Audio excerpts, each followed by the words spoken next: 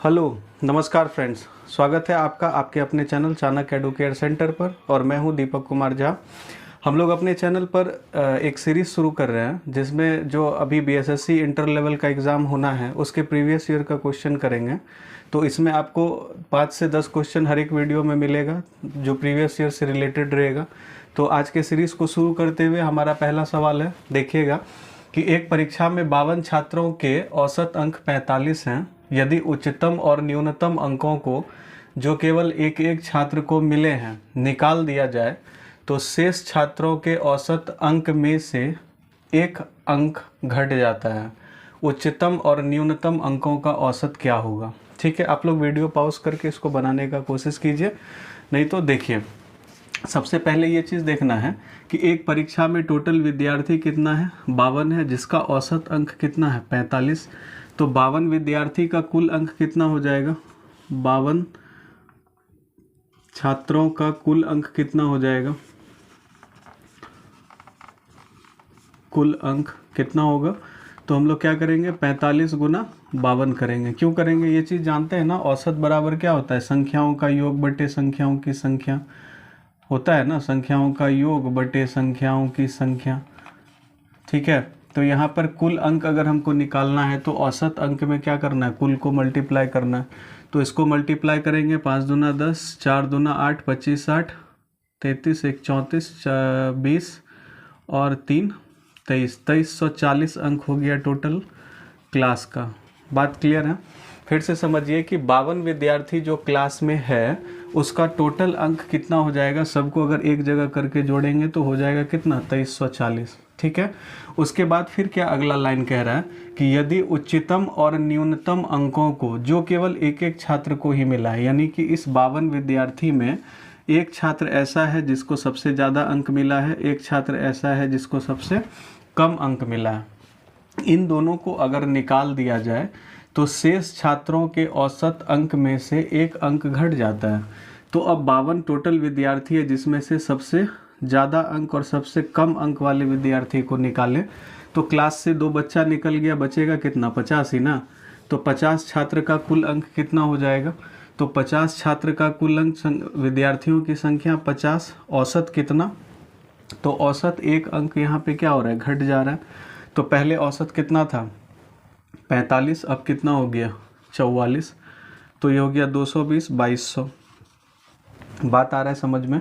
तो 52 विद्यार्थी में से 2 विद्यार्थी को हम लोग निकाले, बचा कितना, 50। उस 50 का कुल अंक हो गया कितना, 2200। तो अब आप ये चीज़ बोलिएगा कि 52 विद्यार्थी का टोटल था 2340, 50 का है टोटल कितना, 2200। तो ये जो घटा है ये किसके कारण घटा है, इन 2 विद्यार्थी के कारण। यानी आप कह सकते हैं कि क्लास का जो सबसे टॉपर स्टूडेंट है और क्लास का जो सबसे भूसगोल विद्यार्थी है, यानी क्लास का उच्चतम अंक और क्लास का न्यूनतम अंक का कुल योग कितना हो जाएगा, कुल योग। तो टोटल में से क्या करेंगे, 50, 52 में से 50 को घटाएंगे, है ना। 52 जितना अंक था उसमें से 50 को जितना अंक है उसको घटाएंगे तो ये कितना हो जाएगा, 140, है ना। तो अब क्या पूछा जा रहा है आपसे, उच्चतम और न्यूनतम अंकों का औसत कितना है। तो उच्चतम और न्यूनतम का कुल योग हो गया 140। औसत अगर हमको निकालना है तो क्या करेंगे, संख्याओं का योग बटे संख्याओं की संख्या। विद्यार्थी टोटल 2 है, 1 और 2, तो इसका एवरेज कितना निकला, 70। तो आप कह सकते हैं कि क्लास के उच्चतम और न्यूनतम अंकों वाले विद्यार्थियों का औसत अंक कितना है, 70। बात क्लियर है फ्रेंड्स? चलिए बढ़ते हैं नेक्स्ट क्वेश्चन की तरफ। चलिए नेक्स्ट क्वेश्चन है कि यदि 5x + 1/3x = 4 हो तो 9x² + 1/25x² = what? ठीक है, अब इस क्वेश्चन को देखिए क्या करना है। इस क्वेश्चन में सबसे बड़ा इशू क्या है, क्वेश्चन को आपको बहुत ध्यान से अगर आप देखिएगा तो यहाँ पे 9 है, यहाँ पे 25 है, यहाँ 3 है, यहाँ पे क्या है, 5 है। तो कहीं ना कहीं जो काम होना है वो स्क्वायरिंग का काम होना है ना। अब यहाँ पे देखिए संख्या का थोड़ा सा हाँ, संख्या का थोड़ा सा हेरफेर है। यहाँ पे 5 है, यहाँ पे 3 का स्क्वायर है। तो क्या कुछ ऐसा जुगाड़ लगाया जाए कि इसको 3 बना दें हम लोग और इसको 5 बना दें। जैसे हम इसको 3 बना देंगे, इसको 5 बना देंगे, तो हम लोग क्या करना है, 3 अगर हो जाएगा तो स्क्वायरिंग कर देंगे और ये 5 हो जाएगा तो 25, यहाँ 3 वाला कितना हो जाएगा 9। तो मेरा सबसे पहला मकसद क्या है कि क्या कोई जुगाड़ लगाकर इसको 3 बनाया जा सकता है, इसको 5 बनाया जा सकता है।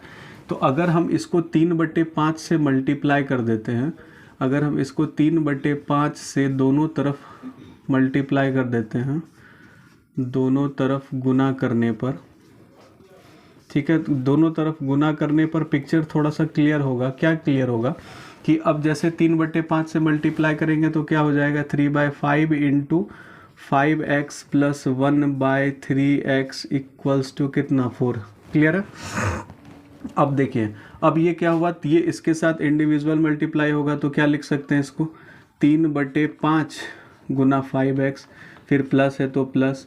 अब ये इसके साथ मल्टीप्लाई होगा तो क्या होगा 3/5 गुना 1/3x इक्वल्स टू कितना 4। चूँकि दोनों तरफ कर रहे हैं तो इधर भी हमको 3/5 से गुना करना पड़ेगा, यहाँ हम कर दे रहे हैं। ठीक है, उसके बाद 5 से ये 5 कैंसिल हुआ, 3 से ये 3 कैंसिल हुआ, फाइनल मेरे पास में क्या आया 3 गुना x 3x, फिर प्लस, फिर 1/5x इक्वल्स टू 4 तिया 12/5। क्लियर है। अब आपको पिक्चर बहुत क्लियर नज़र आ रहा होगा कि ये 3 है, 9 बन गया, ये 5 है, हम 25 बना सकते हैं। कैसे बना सकते हैं, तो जैसे यहाँ पे 3/5 से दोनों तरफ गुना किए, उसी तरह अब हमको क्या करना होगा, स्क्वायरिंग इन बोथ साइड करना होगा। बात समझ में आ रहा है। स्क्वायरिंग इन बोथ साइड जैसे करेंगे तो ये हो जाएगा क्या 3x प्लस 1/5x का स्क्वायर बराबर 12/5 का स्क्वायर। बात क्लियर है। अच्छा, ये अब आपको दिख रहा है क्या a जैसा, ये है b जैसा, तो a प्लस बी का होल स्क्वायर बराबर क्या होता है, बोलिए a square plus 2ab plus B square. तो a की जगह 3x है ना, तो इसको लिखते हैं a स्क्वायर प्लस 2 या प्लस बी स्क्वायर।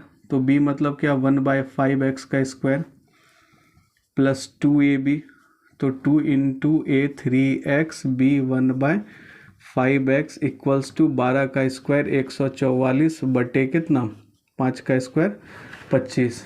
बात समझ में आ रहा है। उसके बाद 3 का स्क्वायर कितना हो गया 9 x स्क्वायर, फिर प्लस 1/5 का स्क्वायर 25 x का स्क्वायर x स्क्वायर, फिर प्लस, उसके बाद ये दोनों बात ख़त्म होगा, क्या बचेगा 3 दूना 6, नीचे में 5 बराबर कितना 144 बटे 25। देखिए LHS आपको दिख रहा होगा, LHS बन रहा है ठीक इस तरह से जिसके बारे में हमसे पूछा जा रहा है ना। तो अब देखते हैं आगे। तो 9x स्क्वायर ठीक है प्लस 1/25x स्क्वायर, बात इतना क्लियर था। एक्स्ट्रा बात जो है उसको उठाकर इस पार भेजते हैं। ये कितना हो गया 144 बटे 25, ये आपका प्लस में है, इस पार आएगा तो क्या हो जाएगा माइनस में 6/5। तो ये हो गया 9x का स्क्वायर प्लस 1/25x का स्क्वायर इक्वल्स टू, अब एलसीएम कितना 25, 144 में से घटेगा कितना 30। तो फाइनल रिजल्ट क्या आएगा 9x square plus 1/25x square का 144 में से 3 गया 114/25, ये आपका एग्जैक्ट आंसर है। बात समझ में आ रहा है क्या? अगर क्लियर है उतारिए, डाउट होने पे आप कमेंट बॉक्स में पूछ सकते हैं। ठीक है, बढ़ते हैं नेक्स्ट क्वेश्चन की तरफ। चलिए फ्रेंड्स, नेक्स्ट क्वेश्चन देखते हैं। बड़ा प्यारा क्वेश्चन है कि सोनू अपनी आय का 15% बचा लेता है, यदि वह उसकी आय में 20% की वृद्धि होती है और तब भी वह पहले जितना ही बचत करता है तो उसके खर्च में कितने प्रतिशत की कमी आएगी। ठीक है, ये भी प्रीवियस ईयर में पूछा हुआ क्वेश्चन है।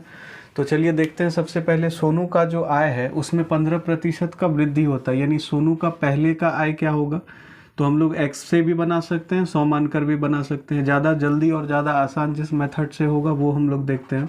तो हम लोग क्या करते हैं, मान लेते हैं कि सोनू का पूर्व का आय जो है वह कितना 100 रुपया का है। ठीक है, ये हम लोग अपने मन से मान लेते हैं कि सोनू जो है वह पूर्व में 100 रुपया उसका इनकम होगा, मंथली हो या ईयरली हो, जो भी हो वो क्लियर नहीं दिया हुआ है।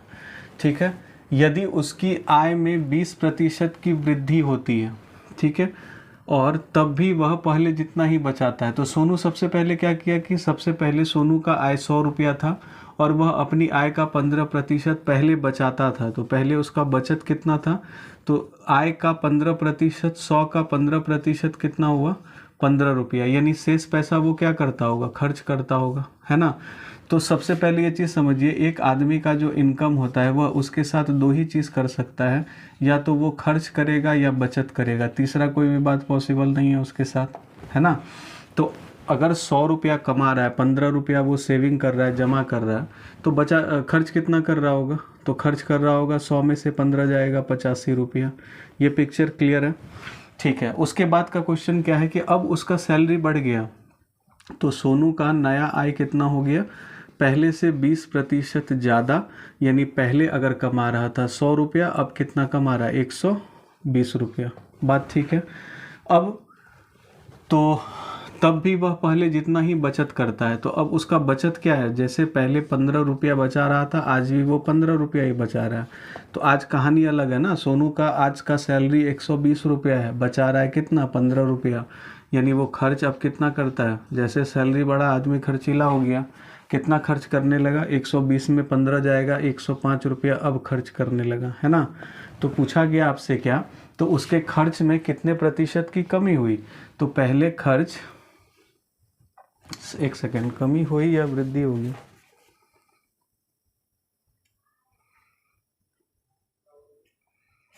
वृद्धि होगी, सॉरी क्वेश्चन थोड़ा सा गलती लिखा गया, वृद्धि होगी, ठीक है। तो पहले खर्च कर रहा था कितना, 85, अभी खर्च कर रहा है कितना, 105। तो खर्च बढ़ा है ना उसका, तो खर्च में कितना बढ़ गया, तो खर्च में वृद्धि क्या हो जाएगा आपका, वृद्धि आप क्या बोलिएगा, 105 और पहले 85, यानी कितना हो गया, 15 और 5 20 रुपया का वृद्धि हुआ। प्रतिशत वृद्धि अगर आपसे पूछा जाए तो आप क्या बोलिएगा कि 20 रुपया सोनू ज़्यादा खर्च कर रहा है, कहाँ से, पहले के खर्च से। पहले का खर्च कितना था, 85 इंटू कितना, 100। अब इसको अगर काटा जाए तो 5 से 4 बार में, 5 से 17 बार में, तो 400 बटे 17, 17 दूना 34, इसका 23.5% आंसर होगा। ये इसका क्या हुआ, उसके खर्च में वृद्धि हुआ। बात क्लियर है क्या, चलिए ठीक है, इसको नोट डाउन कीजिए।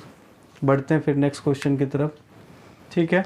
नेक्स्ट क्वेश्चन है कि एक लड़के ने 3 रुपए में 15 चॉकलेट की दर से कुछ चॉकलेट खरीदी तथा सभी चॉकलेट को 2 रुपए में 3 चॉकलेट की दर से बेच दिया, लाभ या हानि प्रतिशत क्या होगा, ठीक है। अब इस तरह का क्वेश्चन देखिए, सब बहुत सारे मेथड से बन सकता है, लेकिन जो सबसे इजीएस्ट मेथड है, तो हम लोग क्या करेंगे, सबसे पहले चॉकलेट का संख्या देखेंगे, यहाँ पे कितना है 15, यहाँ पे चॉकलेट का संख्या कितना है 3। तो हम लोग एक ऐसा संख्या मान लेंगे जो कि 3 और 15 दोनों से कटे, तो 3 और 15 का एलसीएम हम लोग यहाँ पर निकालेंगे। तो 3 और 15 का एलसीएम कितना होगा, 15 होगा। तो हम लोग क्या करते हैं, मान लेंगे चॉकलेट का जो संख्या है वह कितना है, 15। यानी हम लोग जो काम कर रहे हैं खरीद बिक्री का, वो सिर्फ 15 चॉकलेट के साथ कर रहे हैं, ऐसा हम लोग मान लिए, ठीक है। अब हम अगर ये चीज़ मान लिए हैं, तो अब एक चीज़ बताइए कि 15 चॉकलेट खरीदने में हमको कितना रुपया लगा, 15 चॉकलेट खरीदने में हमको 3 रुपया लगा, ठीक है। अब इसको हम वापस बेच रहे हैं, तो क्या कह रहा है, सभी चॉकलेट जो है हम वह किस दर से बेच रहे हैं, तो 2 रुपए में 3 के दर से। क्या बोलिएगा कि 3 चॉकलेट बिक गया 2 रुपए में, 1 चॉकलेट बिकेगा 2/3 रुपए में, 15 चॉकलेट बिकेगा 2/3 गुना 15, 3 से 5 बार में, 5 दूना 10 रुपए में। बात ठीक है। तो विक्रय मूल्य कितना हो गया, 15 चॉकलेट खरीदने में लगा था 3 रुपया, 15 चॉकलेट बेचकर हम कितना रुपया कमाए, 10 रुपया कमाए। तो यहाँ पे हमको क्या हुआ, लाभ हुआ ना, 3 का खरीदा 10 का बेचा, कितने का लाभ, 7 रुपये का। प्रतिशत लाभ अगर निकालना हो तो क्या बोलिएगा, लाभ हुआ 7 का, कितने में, क्रय मूल्य में। क्रय मूल्य है कितना, 3 इंटू कितना 100, या 700/3 या 233.1/3% का इस सौदे में लाभ हुआ, ये आंसर है। बात ठीक है। तो इस सीरीज़ को हम लोग कंटिन्यू चालू रखेंगे। आज के वीडियो में बस इतना ही। आप लोग अपना सपोर्ट सिर्फ बनाए रखिए और हम लोग कंटेंट धीरे धीरे लाएंगे और इम्प्रूवमेंट करेंगे वीडियो में। आज के लिए इतना ही। जय हिंद।